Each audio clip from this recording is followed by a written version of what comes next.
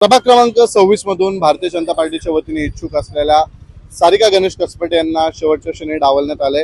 त्यानंतर जर आपण पाहिलं तर आता त्यांनी शड्डू ठोकलेत। स्वतः त्यांच्या पत्नीने गणेश कसपटे यांच्या पत्नीने आता राष्ट्रवादी काँग्रेस शरदचंद्र पवार पक्षाकडून उमेदवारी घेतलेली आहे। आज प्रचाराचा शुभारंभ करत आहे स्वतः गणेश कसपटे आपल्या सोबत आहे। काय प्रतिसाद तुम्हाला मिळतोय? शेवटच्या क्षणी भाजपमध्ये तुम्ही आता या ठिकाणी आलात, नाराजी व्यक्त करताय, एकंदरीत काय म्हणणे तुमचं? नमस्कार। या ठिकाणी मी गेले अनेक वर्ष भारतीय जनता पक्षाचं निष्पक्षपणे काम करत होतो। आमदारांच्या खांद्याला खांदा लावून प्रत्येक क्षणी मी त्यांच्या बरोबर उभा राहिलो।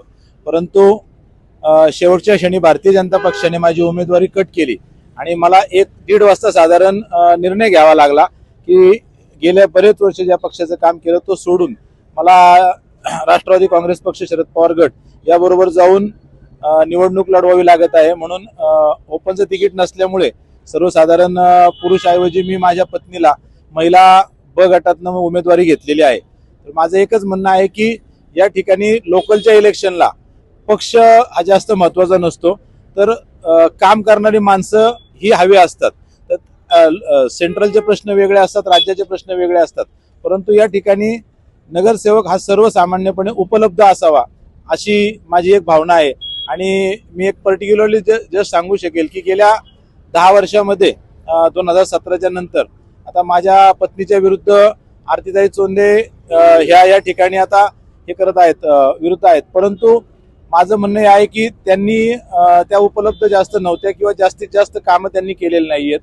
तर जास्तीत जास्त काम करण्यासाठी आम्हाला संधी द्यावी असं मी जनतेला एक आवाहन करत आहे। एकंदरीत कसा प्रतिसाद तुम्हाला मिळतोय? खरं तर तुम्ही घरोघरी जाऊन डोर टू डोर प्रचार सुरू आहे तुमचा, महिलांचा त्या ठिकाणी पाठिंबा मिळतो, एकंदरीत काय सांगाल? अत्यंत चांगला प्रतिसाद आहे। लोकांचं म्हणणं हेच आहे की तुम्ही गेली सातत्यानं 5 वर्ष आणि आधीची नगरसेवकांची 5 वर्ष सातत्यानं काम करताय। आम्ही जनतेला सामोरं जात होतो, अनेक प्रश्न आम्ही सोडवत होतो, त्यामुळे जनतेचं म्हणणं आहे की आम्हाला काम करणारा माणूस पाहिजे। त्याच्यामुळं माझ्या पत्नीला सौ सारिका कसपटे यांना जास्तीत जास्त लोक मतदान करतील याची मला खात्री आहे। आणि लोकांचं म्हणणं हेच आहे की या ठिकाणी जास्तीत जास्त उपलब्ध आणि ऍक्सेसेबल असणारा माणूस जर असेल तर त्यालाच आम्ही नगरसेवक या ठिकाणी म्हणून संधी दिली जाईल। खरं तर दोन्ही राष्ट्रवादींची ताकद आता तुमच्या पाठीशी आहे। काय वाटतं, समोरचं आव्हान आहे तुम्हाला? आता सध्याची लढत भारतीय जनता पार्टी विरुद्ध सर्व पक्ष, म्हणजे सत्तेत अजितदादा सुद्धा असतील, ते जसे सांगतात की लाडक्या बहिणींचा आम्हाला फायदा होतो, तर आता राष्ट्रवादी काँग्रेस शरद पवार गट आणि राष्ट्रवादी काँग्रेस अजित पवार गट हे दोन्ही एकत्र असल्यामुळं आणि बाकीच्याही पक्षांची आम्हाला साथ असल्यामुळे जास्तीत जास्त मताधिक्याने आम्ही विजयी होऊ याची आम्हाला खात्री आहे।